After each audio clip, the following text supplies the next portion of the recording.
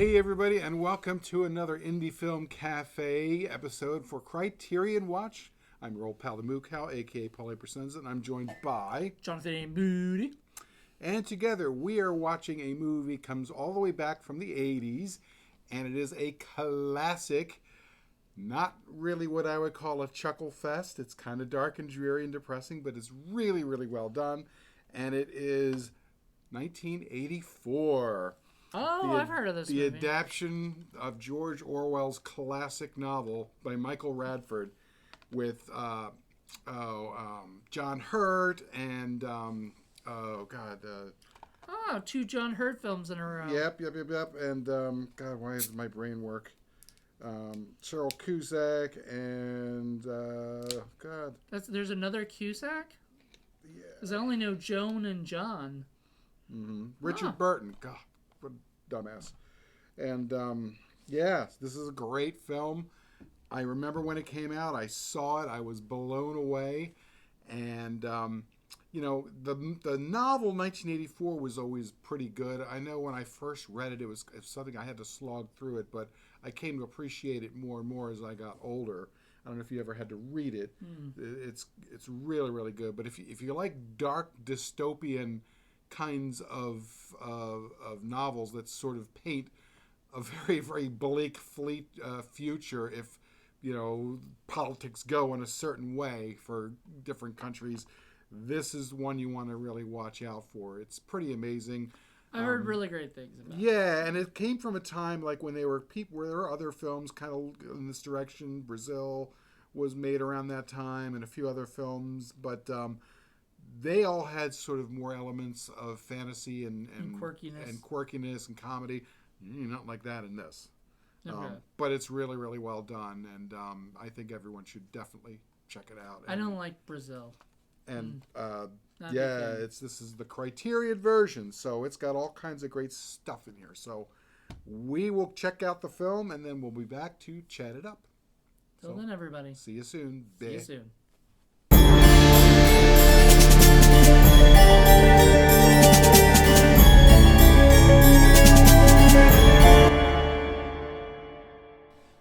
Ing sock, brother. Yeah, eek. So that's one of the more bleak movies you will bleak ever movies. see. Wow. Yeah. Bleak, very depressing. Grim, depressing, horrific. Perfect George Orwell. No, I don't know what I was expecting, but I wasn't expecting that. Yeah. Foreseeing, a possible nightmare dystopian future of, a horrific mix of socialism, communism, fascism, authoritarianism. It's just a horrific, horrific warning to everyone, which is probably why it's in school, so that such a society never exists, hopefully, other than, you pretty much have that in North Korea, but, God forbid we have that anywhere else. Certainly don't want that here or really anywhere, because that's just it. It's a worldwide threat. And it brings out the point that, the whole thing with the war always being on, well, there's a reason why the war is always going on. It's because they need there to be a war to be continuous. There is no actual Isn't that what's aim. Sort of going on right now? There's a continuous war right now. There's and the worst part is if you say the wrong thing, you could be blacklisted in the society and whatnot. And it's Lord. There are actors out there in the world who want there to be constant conflict and to be all of these things happening because it serves their interests, not our interests, and that's what you have to look out for and be mindful. And this is why it drives me crazy when people say, "Oh, I'm not really into politics." Well, you kind of gotta be, because it's just out of self-defense, And I'm not talking about politics, left-wing, right-wing kind of stuff. I mean politics in general, about how society is run and how it's created. Well, that's sort of me. I mean, even though I'm apolitical, I don't believe in a political party at all. I I don't like parties. I give good reason. The party is a terrible party. Like, right. It like once you start getting into that, it becomes like we're trying to control you, and we're trying to tell you what to say or what to do, how to feel, how to act. You can't, like, at the end, skipping already to the end, but the end, he's not even allowed to say 2 + 2 = 4 if the people don't agree. If they say it's 5. How many fingers, Winston? How many? And he's like, I don't know what to say because I don't know how to. And he eventually gets to that point where he agrees, but even then, it's still not the end of it. Nope. And then you were on your seat, man, when he had the rat cage on his face. Yeah, you saw me. And then the thing goes up, and he's like, ah! I'm all cringing. He's like waiting for the rats to start eating into the guy's face. I may make horror films. I make tame horror films. I do not make things. And this, you were saying before, this is sort of like a horror film. And this is this is scarier than a lot of shit we see today. But that's the moment that he's broken, is when he gives up Julia and says, do it to her instead of me. Yeah, and I'm guessing she said the exact same thing. Sure. To them, is do it to him, not to me, and that's how they break you. Is they take the one thing that makes you and makes you happy and everything. And then they don't have to kill you because they've destroyed your past, they've destroyed your future. And now you're whatever they want you to be, and they use you however they want to use you, and you're just another thing to them. So it's horrific, absolutely horrific. It's one of the most frightening and scary books and films. Really well done. With Michael Radford rewrote this and directed it, and he just did a masterful job. And it was made in 1984. Made in 1984. The last thing that Richard Burton ever did, and it's one of his best performances. That's not one of the most cold and chilling characters you're ever going to see in your life. It's just amazeballs. So it's really, really well done. And poor John Hurt. And they really get you because they have Susanna Hamilton, who's so pretty and she's so sweet. And you want these poor people to get by and somehow escape, but there is no escape. This system is going to destroy everyone because that's what it's about. It's not about territory. There's no way to get away from this. The war is not against everybody else. The war is the state against its own people. That's the thing, and it's out to break everybody. So the war that was going on with the helicopters and the explosions and everything. That's just sideshow. That's just them. That's just to fool people into thinking that there's a conflict, an external conflict going on. But what if, like, a group of people revolted? They'd be destroyed. They'd be killed. Yeah, those are the ones that'd be killed. Right. Right. But that would be a real war. That wouldn't be a fake war. Right. But nobody does that. No, because before they can even get to that point, they're in the business of breaking everybody. No. And that's just it. And they create a society in which not only are they breaking everybody, that there's so much paranoia that people are denouncing everybody else on the tiniest little things or even imaginable things. You know what I mean? Because they think that that's a way that they can move up. Traitors. You know what I mean? Or be safe.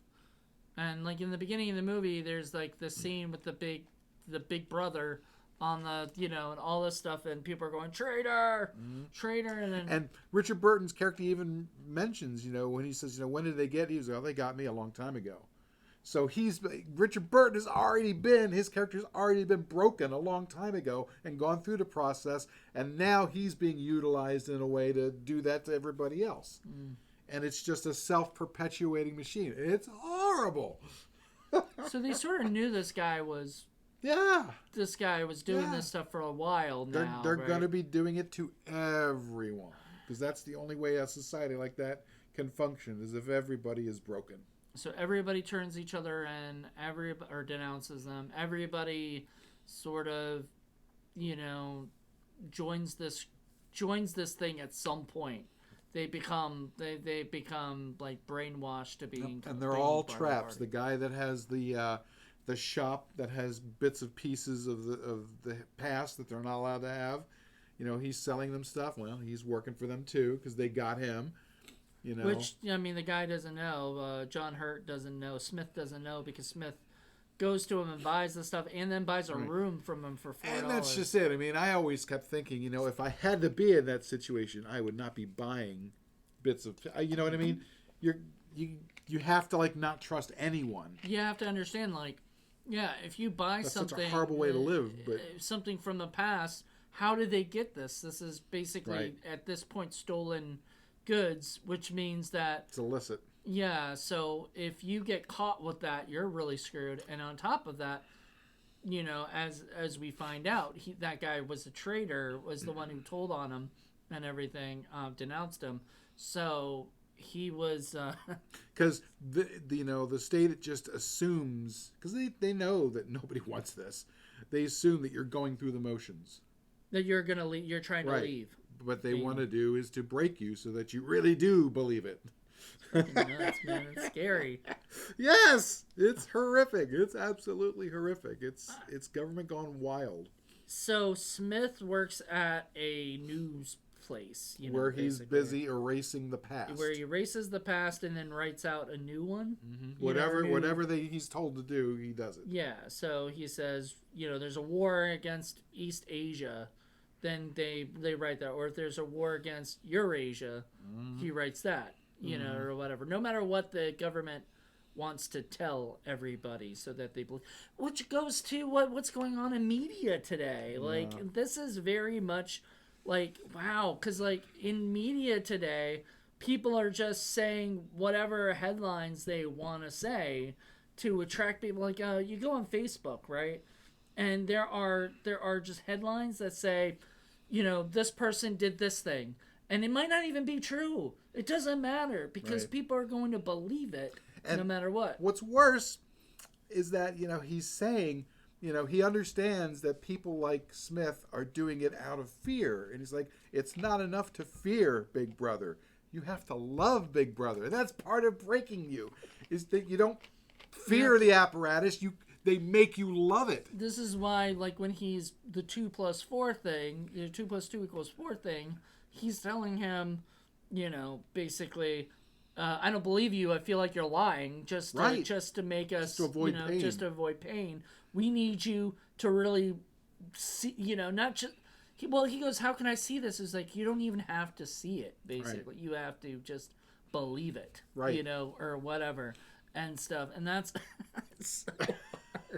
It's such a fucked up movie, man. It is. It's a brilliant, terrifying. And this was, what was it, 1890 something? I mean, Jesus Christ! That he thought about amazing. This. That George Orwell was like, yes. So this is an updated version because it's not. I mean, this doesn't feel like the 1800s. This feels like 1980 something.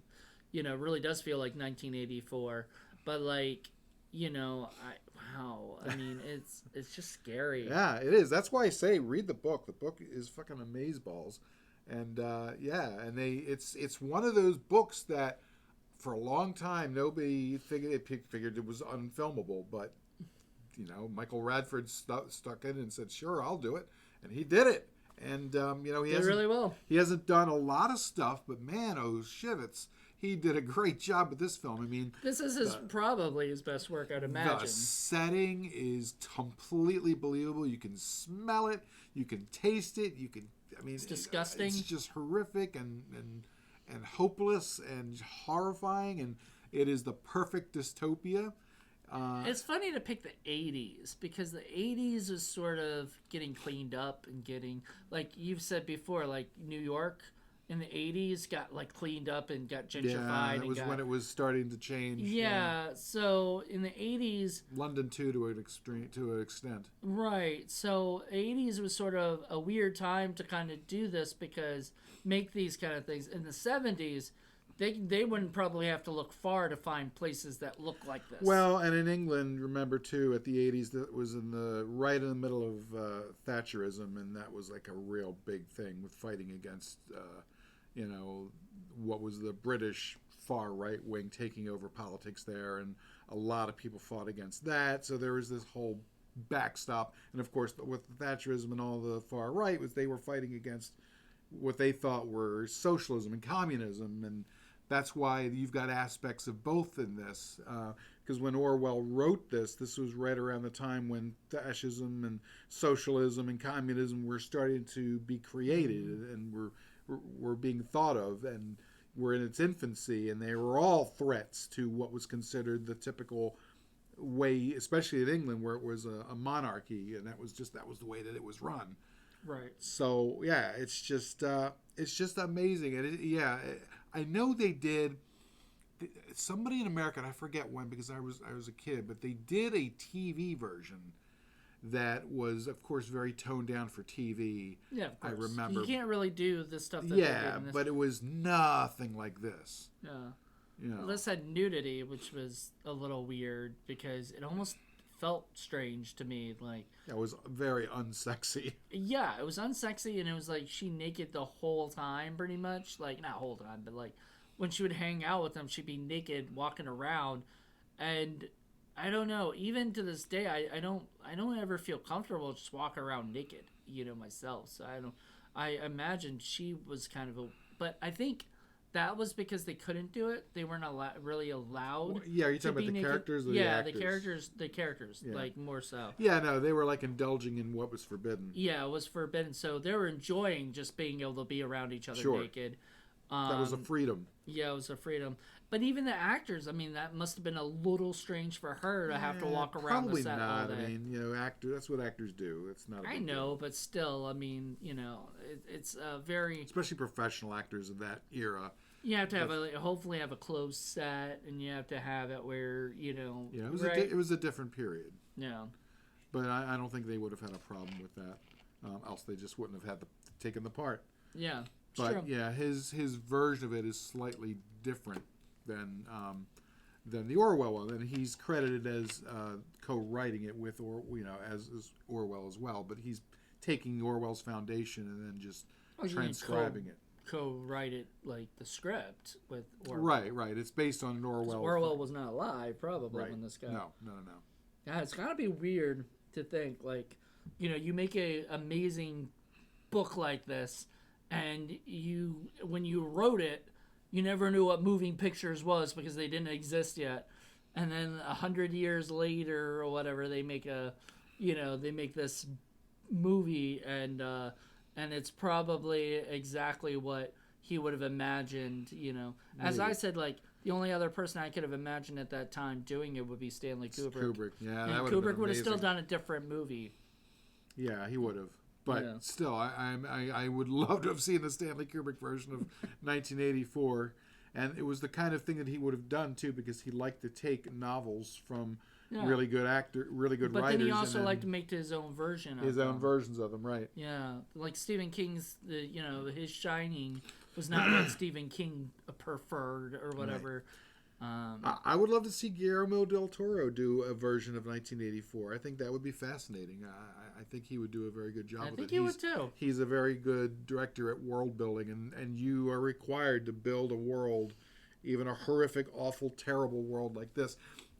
The other thing that the movie this reminds me a little bit of is Dark City, where you're sort of in this encapsulated little horrible universe that was way more sci-fi. Way more sci-fi. Yeah. But the whole dystopian feeling is in there. I get that. And we did that for Film Freaks. For Film Freaks, yeah. Alex Proyas. So he might have been an interesting Alex person. Proyas could have done a good job for this. But I believe Guillermo del Toro, maybe I said Ridley Scott, or who else is really good at like futuristic stuff? I had another name, didn't I? I don't remember. I know I said Stanley Kubrick, so maybe that was the other name. Yeah, I don't know that I would trust a whole lot of Hollywood directors just because they're under pressure to make it as marketable as possible. The director of Blade Runner 2049, Dennis Valeris or whatever.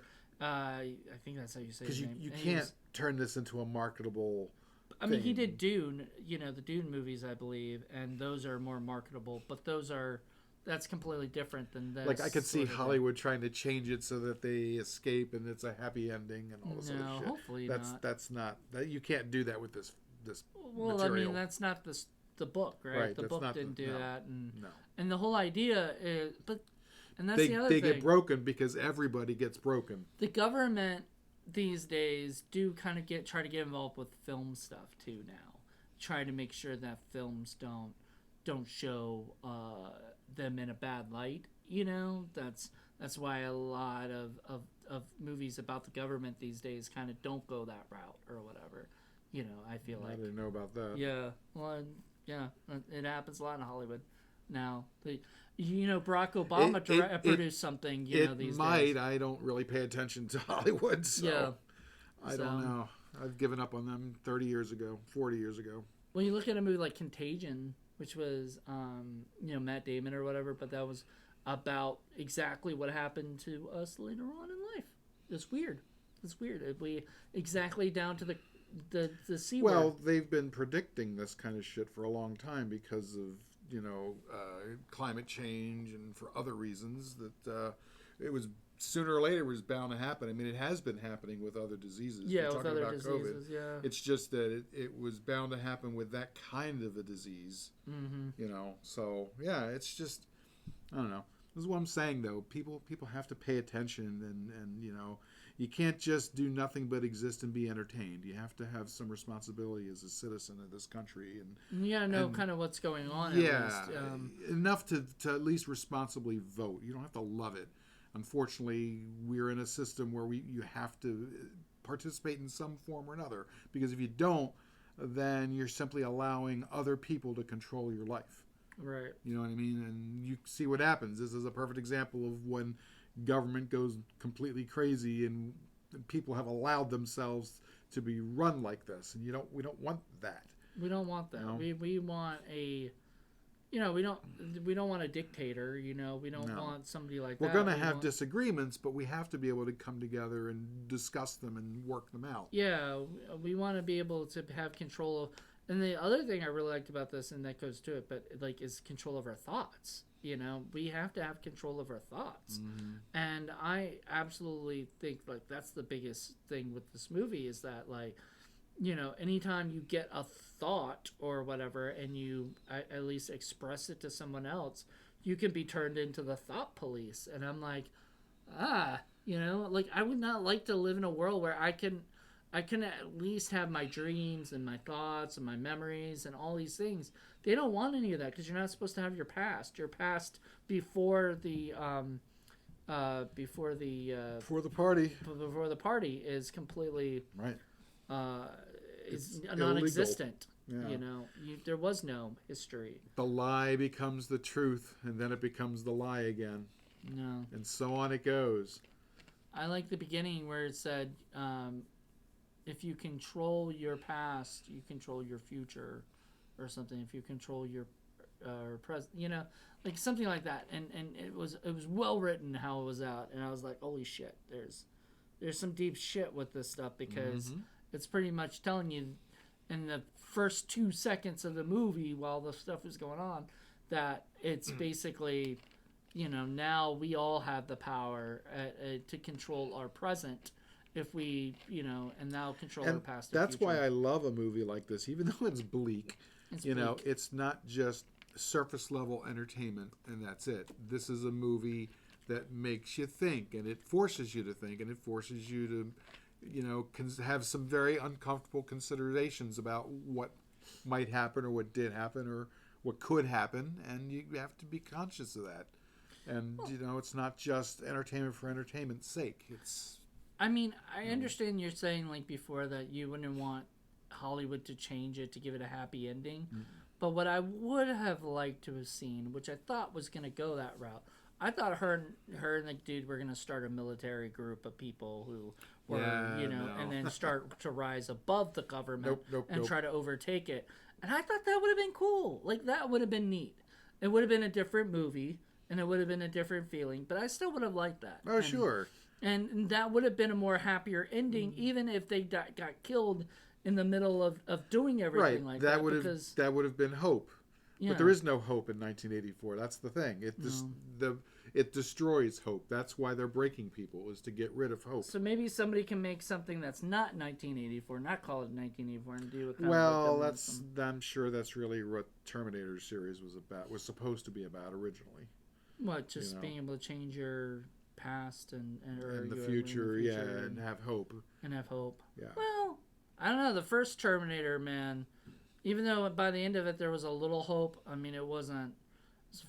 That one was pretty bleak. Oh yeah. The second. Well, movie had and a little bit it more was the hope. one that was supposed to come out was even bleaker, but yeah, Oh, unfortunately. you mean like they were supposed to die or Yeah, something? there was supposed to be another Terminator one that was focusing on the wars themselves, and unfortunately, when the script got written, it was considered too dark, and so they got nixed, which is unfortunate. Not unfortunate. I kind of like the one that. I would like to have seen that. It'd be very interesting. Yeah, they should have shot two different versions, maybe, or something, or like shot like a different ending. It's a franchise. Maybe someday someone will do it. I don't know. That needs to be explored.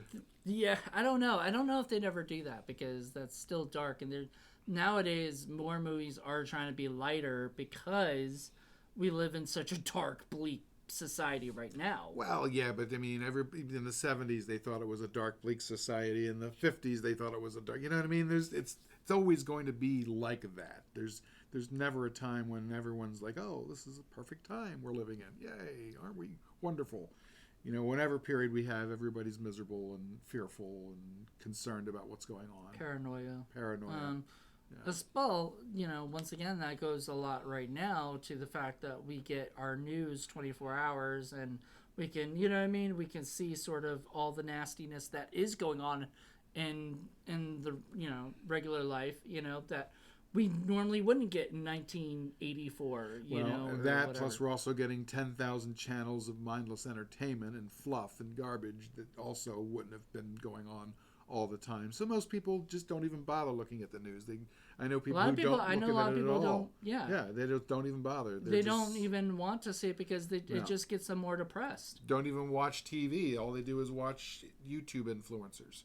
Or or listen to podcasts or whatever instead of that, and that's fine. I mean, I'm not telling anybody how to live their life. I'm just saying that I feel like we got to be careful what we consume. Absolutely. And a lot of that is what this movie's about in a way, is just like, you see me. I post a lot of stuff on Facebook.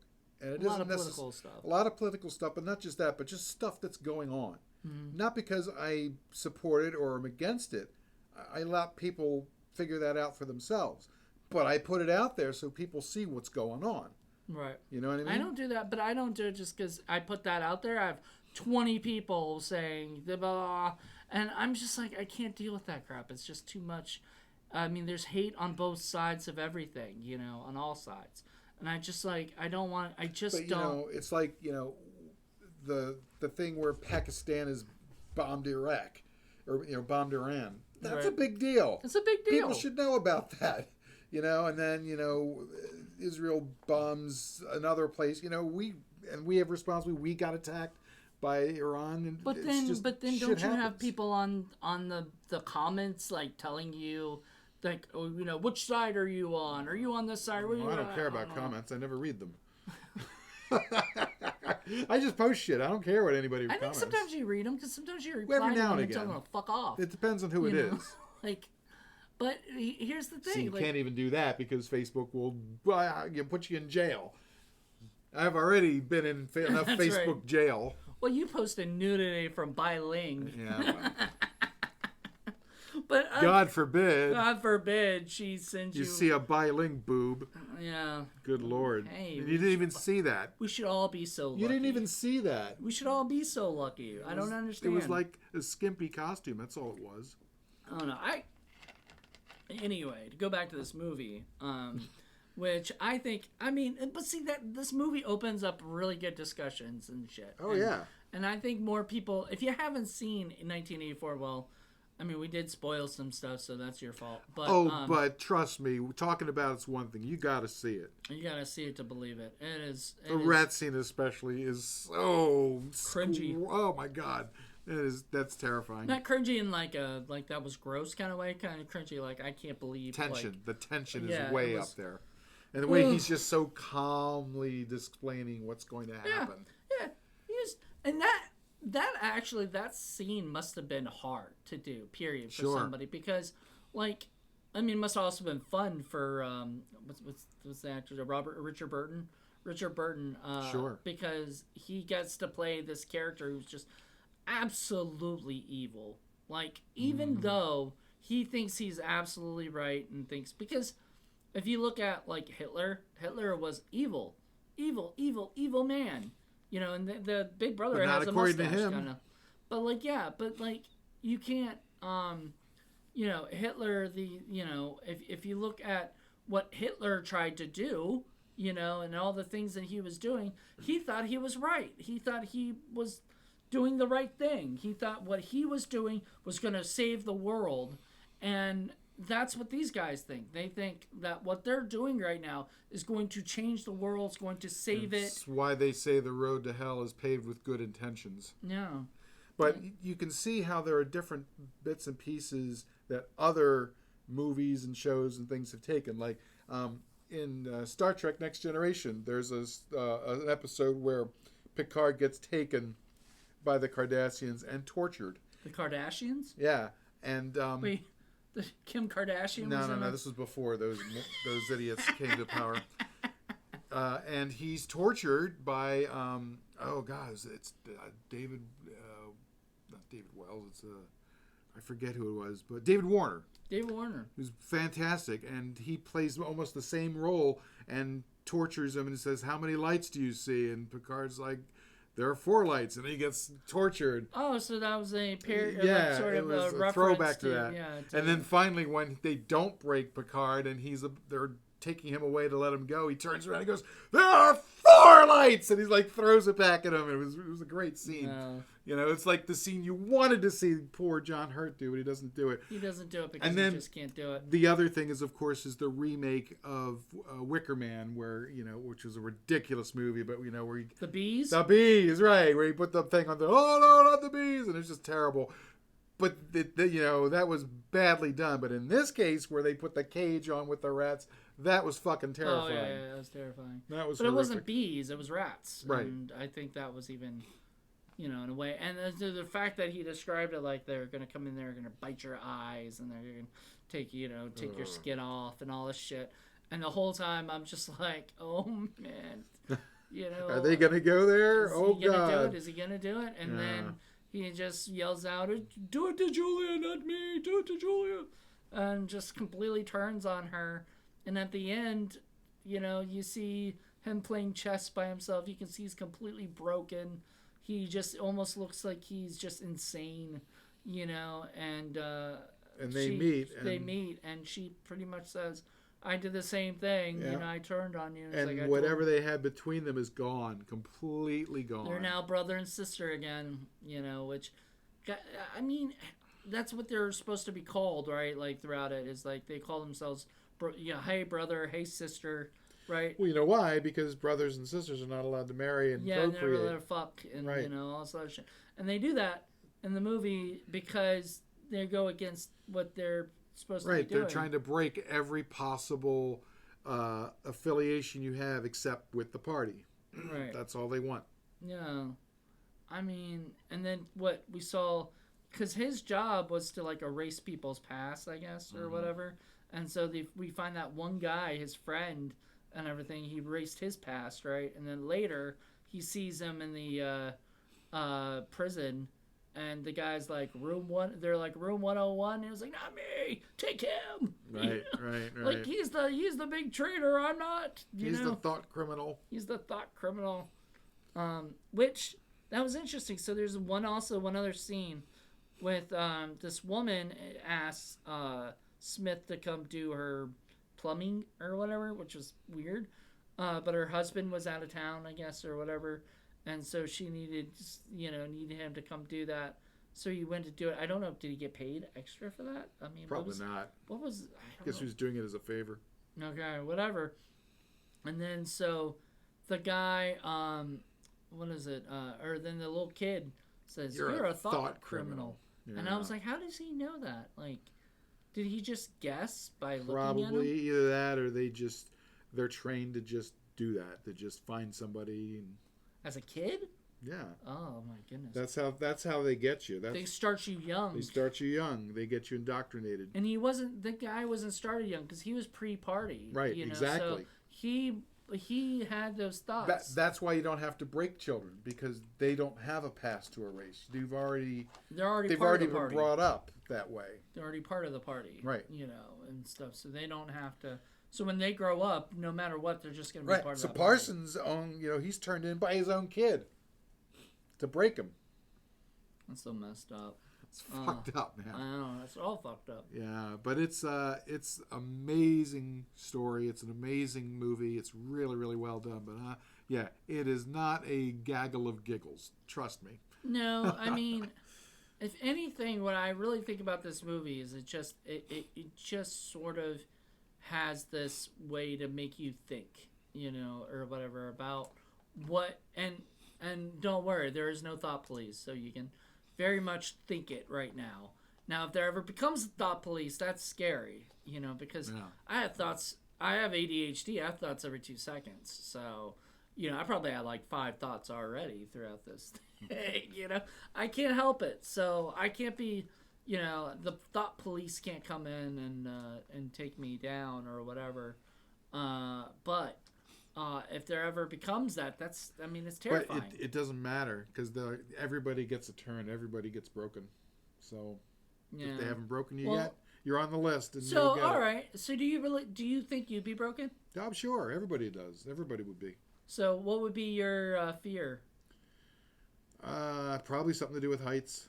Oh shit, falling. That's right. They would have you like up in the high thing, and oh my goodness. Government is watching now if they ever decide to do that. Oh, Big Brother. I mean, there are other fears too, but that's probably the worst. So we were talking about this earlier before the podcast, but what is it? Big Brother didn't exist. Like the lines of Big Brother didn't exist. Came from 1984. So anytime anybody mentions, "Oh, Big Brother is watching you" and all this other stuff, it's from 1984. I did not know that. I was not aware. I didn't know anything about this. I never read it as a kid. Should. I should have. That and Brave New World are two just amazing. The two best dystopian novels of I did read Fahrenheit 451. That's a good one too. I think I read that years ago, but I don't remember Ray Bradbury. I don't remember any of it. I do remember that I was supposed to read it, so I don't know if I love dystopian novels. Yeah. Handmaid's Tale's good too.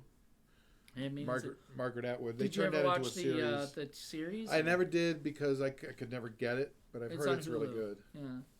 So yeah, you don't have Hulu, do you? Mm-hmm. Yeah. So. But I have the book. The book was really good. Yeah, I gotta check out Handmaid's Tale. You said later, you know, stuff like Hunger Games kind of took the idea of this dystopian, you know, and used it for like, you know, teeny popper kind of stuff. Yeah, fluff. You know, the other one that they did was it was on Google Plus, and it was the one where, you know, what happens if the Germans and Japanese won the war. I forget the name of it. Oh, Man in the High Castle. I've heard of that. Yeah. That was really good too. I recommend that one. So that's another dystopian kind of. Okay. You know, it's kind of a mix of a historical, semi-historical, and dystopian thing, and that was well done too. Yeah. A little bit of sci-fi in there too. Yeah, this was really good. Like, you know, I mean, not that I didn't think it would be. You know, first of all, it's Criterion, which I did not know that this was a Criterion film originally. I did not know that they had already had this out. By the way, so it's got director approved Blu-ray special features. One is it's a new 4K digital restoration supervised by cinematographer Roger Deakins. Oh man! So Deakins is very big with working with Tarantino now and stuff like that. But man, he did such a great job on this movie. Like, he was incredible. All the production elements in this are just amazing. Yeah, fabulous. 2 scores, one by Eurythmics and one by composer Dominic Muldowney. New interviews with director Michael Radford and Deakins. New interview with David Ryan, author of George Orwell on Screen. Behind the scenes footage, trailer, and it has an essay that you were looking at earlier. a little essay thing, the little fold out one, I guess. Mm-hmm. Big Brother is watching you. So that's where this all came from, you know. That's Ingsoc, crazy. baby. What? Ingsoc. But yeah, there's... Which is English socialism, I think is what that stands for. So the guy that worked at the place or whatever, worked at the store, you know? That was... Cyril Cusack? Yeah, that was Cyril Cusack. Yeah. Is that John Cusack's grandfather something or something? like that. Yeah, they're all one big family. I was like, because, okay, first of all, by the way, it was John Hurt. I think I heard him, and I thought he said John Hurd. So I was like, 2 John Hurd movies. But no, John Hurt. Yeah. Completely different. Very different. I think John Hurd would not have done the same role. I mean, you know, John Hurt's a good actor. He's a good comedic But he's actor. not John Hurt. John Hurt was He's one more of a comedic of our actor. finest and greatest actors of all time. But yeah, look at this. All of this. Oh, it's crazy. Mm-hmm. So it is definitely worth it. I'm definitely going to be picking it up this year. I pick up every movie we do for Criterion Watch now because, you know, so I got to get Dead Man in this. But these are definitely ones up there. It's just, I don't know, man. It's just a crazy... And do yourself a favor. Read the book. The book is amazing. I gotta check that out. Especially if you're a writer, you're going to pick up a lot of good stuff there. You know, for characters and just, you know, just the way, the bleak writing style. You know, tell you what, man, this would make a very interesting series. Yeah.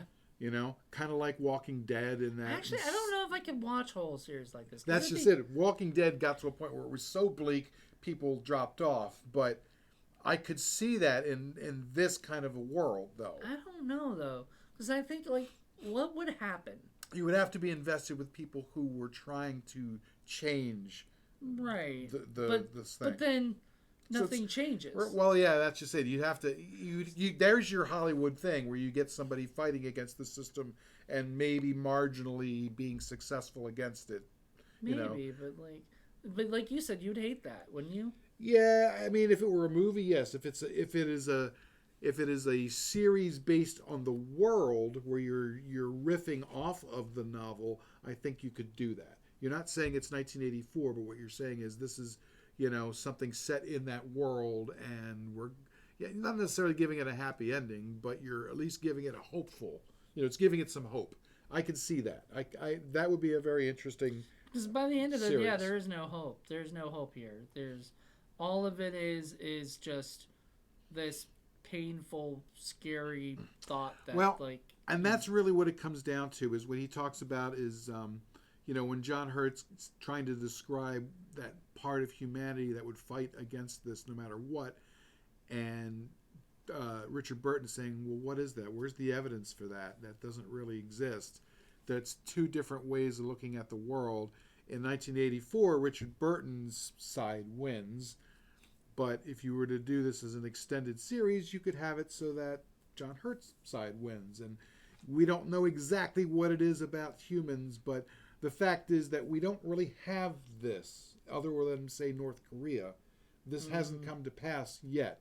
Not to say that it can't happen, and there are certain people who would love to see it happen, but for the most part, it hasn't happened, and those times where it has happened, it's been temporary. So there is something about humanity that fights against that.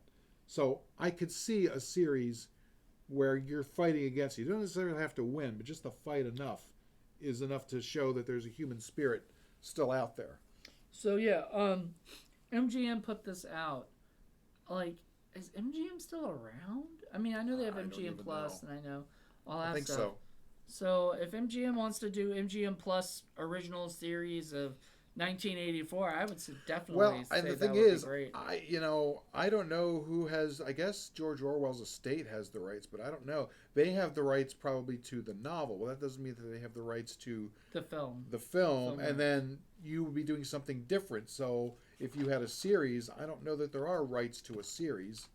So I don't know. It's worth exploring. I think somebody. You'd have to get a lawyer to figure that out. Yeah, you'd need an entertainment lawyer who specialized in that kind of thing. But it could be done. I think the world is very, very rich, even though it's horrific.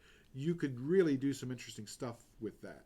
You know, especially if you wrote it from a dark city point of view, where everybody thinks that what's going on is the reality, and then you've got people who discover, no, that's not the reality. This is the reality that we've been fed, and now we're finding out it's different. And then, you know what I mean? And they try to go through it a little bit like Logan's Run. I don't know if you ever saw the original Logan's Run.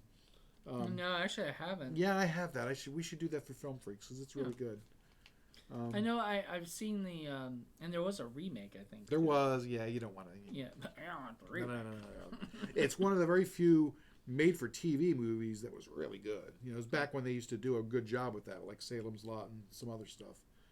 But yeah, we'll do that for Film Freaks someday. But I don't know. I think that there's room for it. It's a rich world. That's why I recommend everybody to read it because it's so well done. But at the very least, check out the film. It's you know, in your Criterion place, whenever they have the Criterion sale, trust me, it's worth picking up. Yeah, so Barnes & Noble, 50% off. If you see it in your local Barnes & Noble, definitely pick it up. I don't know if I'll get it from eBay or if I'll get it from Barnes & Noble when I'll get it, but I'm definitely... shame we didn't have Jolene. She loves this. She loves novels. She's going to be so upset. She's going to be irritated. Every single time you're like, oh, we just did this, and she'll be like, she's like, I love that stuff. I know, blah, blah, blah. And you're like... She loves literature. But, I mean... We can only do this, and she's never seen it. So at some point, yeah, you have to show it to her. Maybe bring it to one of your party nights. You know, where you guys watch movies. Oh yeah, or whatever. There's a way to enjoy the party. Woohoo! Fun and balloons, baby. Fun and balloons. Fun in balloon land. There you go. But anyway, yeah, this is not a party movie. No. So if you're planning to hang out with some people, just understand it's gonna get deeply dark. This clears the party out. I don't know. This will definitely bring the tone down. Mm-hmm. But it's a great movie. But yeah, it's bleak. It's scary. It's I don't know. It's a good movie. Like gritty. It's really well done, and written well, and directed well, produced well, acted well, everything. Cinematography well, editing well, everything. There was editing choices by I think that editor's Tom Priestley. Such a great job. Where it's just like. There were shots, and then like the edit would, you know, and then sometimes there'd be like these little dissolves that'd just be like, what in the world, you know? And I was just like, man, this is just a really well done movie. Especially when he's, you know, doing his flashbacks or his memories, and you know sometimes he's trying to use them as armor against being tortured. And God, you just feel so bad for John Hurt's character. You know, the whole time there's nothing he can do, man. Mm-hmm. No matter what, he's gonna have to give in. Everybody gets broken. That's why torture is still popular, even though it's not a reliable way of extracting information, because people will tell you anything to make it stop, whether it's real or not. Whether it's what they really believe or what is actually happening, they'll tell you just because they just wanted to stop. Right, and that's the thing is that you know, torture. It's not there to get you information. It's there to make people suffer. But that's what they wanted.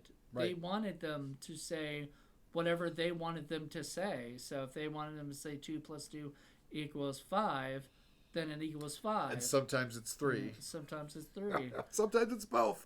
Yeah, sometimes it's whatever they want you to say. Right.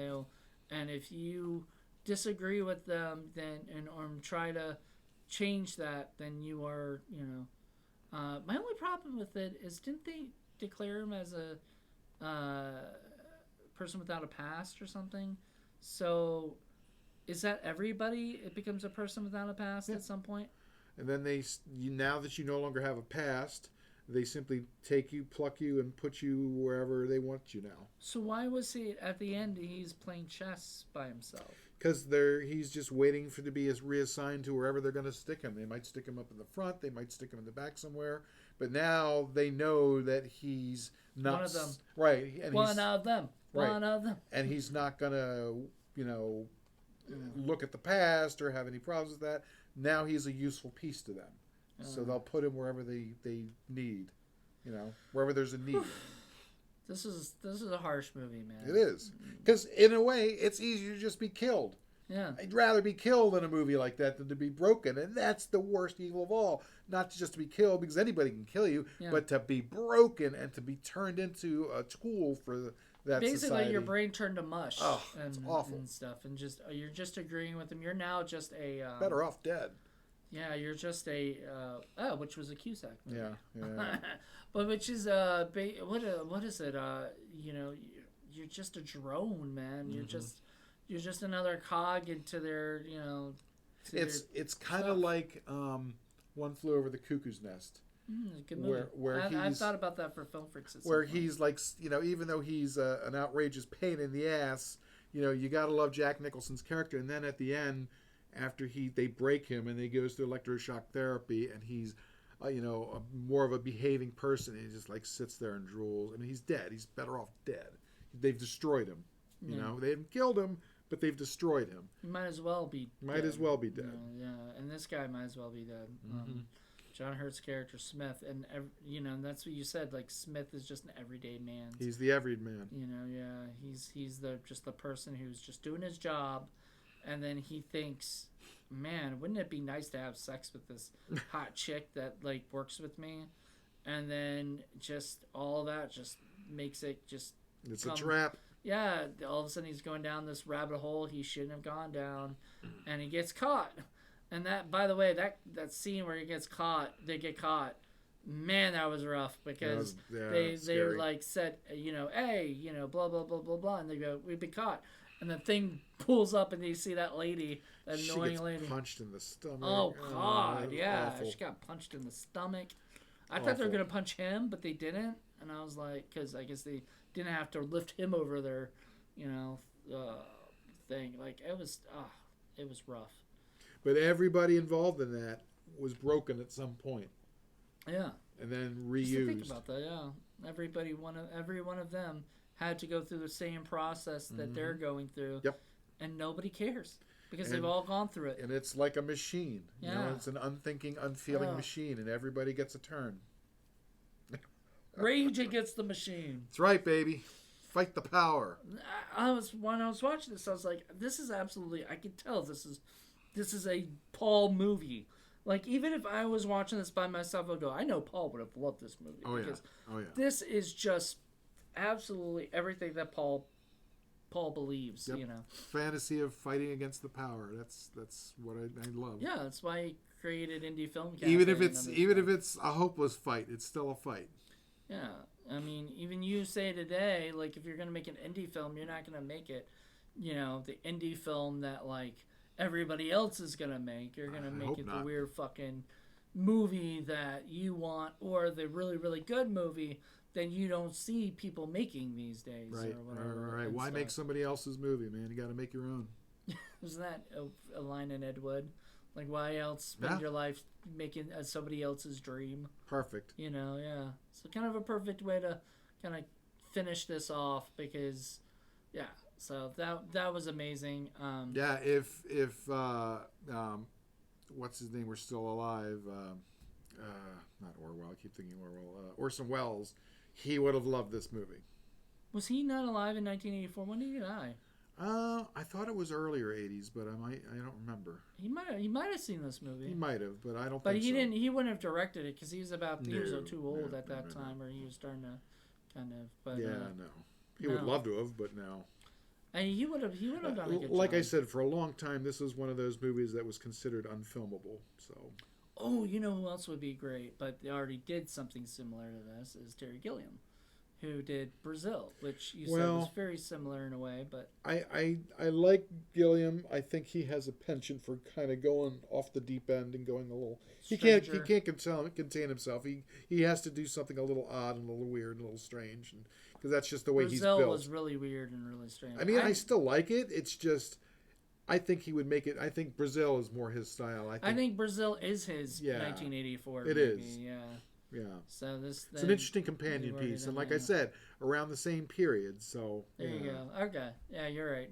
He's already done this movie. Like The Day After was there. That was the early '80s as well. That's what would happen if there was a nuclear strike in England. That was a pretty damn terrifying movie. The Day After, and then there's The Day After Tomorrow, which is a completely different movie. So yeah, that period in the '80s when, during the height of the Reagan era, when everybody was still terrified of a real nuclear war with Russia, and there was all kinds of shit going on, and paranoia was very high, and that produced a lot of very interesting dystopian type stories for the media out there, for film and for books and for TV. So it was very interesting. Well, we kind of live in a terrible time for cinema in that fact that nobody wants to do a movie like this. Well, they would probably do 1984 because it is a very well-known book and established as a. That's the thing. Like what Hollywood does nowadays is they make sure that there's already an audience for their stuff. The problem is there's not enough of an audience. They want something that they can Hunger bank. Games. That people are going to walk in and they're going to make their 150 million back immediately. That's really what they want. So if they republished 1984, put that back out and got some interest in it, maybe they could find out if. Well, and remember too, this was filmed at the same time as when 1984 was actually happening. So there was a big buzz about, this was the book written way back then, and now we're actually at a period where some of this is happening, and so there was a lot of interest in the novel again because of that, and that's probably one of the reasons why the movie got made in the first place. Then that's why, because a lot of this stuff is sort of happening now a little bit. Yeah. So this would be like an interest in that. Absolutely. Or whatever. Yeah. So I don't know. I think it could be made today. I kind of agree with your idea of a TV show. I think that I would love it. I would be down with that. At least set in that world. Does it say when the book was written? Like, I don't remember. I don't know. Anyway, because the 100 and something years anniversary would be an interesting time. People don't remember that Orwell and Jules Verne and some of these early sci-fi writers were very prophetic. They had a lot of interesting stuff that, you come back, 50, 60, 70, 100 years later, like, holy shit, this guy wrote about that back then. It's very interesting. Yep, and it's still going on today. Yep. Probably even worse than what's going on. Because, we should be in a better time because we have technology. We kind of are, but we kind of aren't. A lot of the same base problems still remain. Right. While a lot of other things have changed, some for the better, some for not. The biggest disappointment to me is the internet. The fact that, I was brought up in a world before internet was the real thing, when it was just a bunch of scientists who had it. And as it was emerging, the way it was brought out was like, this is the way that's going to change society for the better because everybody's going to have all this information. It's going to be the information age. Well, instead, it turned out into the disinformation age, and everybody's not all. There's some real information out there, but now you have to get through the disinformation to find the actual information. It's been hijacked by corporations and people with selfish intent. And you don't know what to believe. Yeah. You can only believe what you believe. Well, you can find the truth, but you have to work for it. You have to dig. You have to, use your head. But like I said, you have to believe what you believe, and that is what you have to listen to. Whether or not that's the truth, we don't know. Because so much disinformation is out there. So. Sure. Well, you have to get as much data and be open to facts, and then base your opinion upon those facts. You know what I mean? That's what they did in this movie. Yeah. In a way, he started to piece things together and other stuff and kind of make up his own. And that's why I think that this material's ripe for a reboot, or at least a reimagining, where you are approaching modern internet and modern media and modern social media and all that stuff. Where you can utilize that, because that was something that George Orwell did not conceive of, but you could fit into this world as being a tool for the government or as a tool for whatever the party. And you could do a lot of interesting things with this material. I think it would be very useful or very interesting. I say actually 2025 would be perfect because it would be after an election year, and it could be sort of a political statement in a way. Well, it's going to take some thought and some writing. It might be a little quick, That's what people do these days. They put things What's out the like that. what's the 1984? I don't know. What would be 50 years later? Would be 30, 34? I don't know. I don't know. 2034? Math is hard. 2034. There you go. Something like that. Well, didn't he say something about, like, in the year 2050, like, things were going to be blah, blah, blah? And I'm like, 2050? We haven't even gotten there yet. Yeah, there you go. Like, they're thinking about the way future. But something like that. Like 2050, I could see setting it then. That would be very interesting. Yeah, that would be. So somebody make a TV show called 2050. And again, instead of being sci-fi with flying cars and spaceships, it's more like 1984. You know what I mean? Where it's a horrible dystopian world and that people are trying to break out of it. Yeah. That would be very interesting. I would watch that. Yeah, well, what was it? Blade Runner was 2049. Yes. Yes. And stuff. So that's close to 2050. So there you go. All right. Well, I guess that about wraps it up. Yep. Go buy the movie. Good movie. Next month it'll be my choice. I have no idea what I'm picking yet. So. And we're doing this thing where we're just not telling each other. I was gonna do M, but I couldn't find it, so maybe that'll be my next one. We'll see. Yeah, well, you want to do M, and you wanted to do the Western one, the John Ford one. My Darling Clementine. My Darling Clementine. Yeah. So you got a few choices. Breakout. I've been wanting to do that one. And I mean, you've got other ones we haven't done yet, right? Sure. Sure. On Criterion, so there you go. I've got a huge collection, so I would. Like, honestly, if I didn't need to get anything else this year, I but you know me, I'm gonna pick up at least 10 more this year, if not more. Yeah, hoping 20, so 10 in each, whatever. But we'll see see what we do. So join us next month where it'll be my episode, and I once again have no idea, and I've not been telling Paul, and Paul has not been telling me what we're watching till the day we show up. Till the day we show up. So it could be something I was planning on doing, for his, or it could be something he was planning to do for me. It won't matter because we'll end up doing it. Yep. So there you go. All right, everybody. Join us next week. Bye.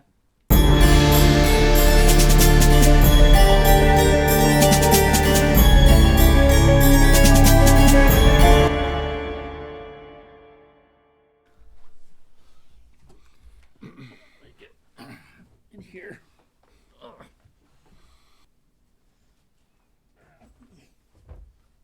Jesus. Is it? Can we go a little over here? Because I just don't want to see. Okay. Let's go. Can we go down? Because. Alright, is that good?